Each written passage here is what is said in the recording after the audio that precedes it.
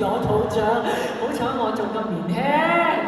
咁我真係好希望人生真係，如果真係有機會再攞呢個獎，就真係好美好啊！不過發下夢啫。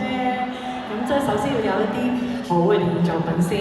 咁跟住落嚟呢隻歌咧就要記一紀念，記一紀念我攞最佳女主角嘅呢部戲嘅主題曲。咁呢部戲叫做《流水落花》，咁我係做一個好喜歡寄養小朋友嘅媽媽。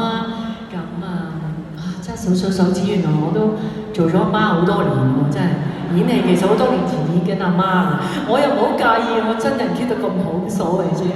演戲啫嘛，你哋見到我真人成日都哇你咁後生幾個嘢，咁我就好開心啦。咁好，同你哋重溫翻呢一隻歌《我這樣活了一天》，送俾台下所有嘅媽媽。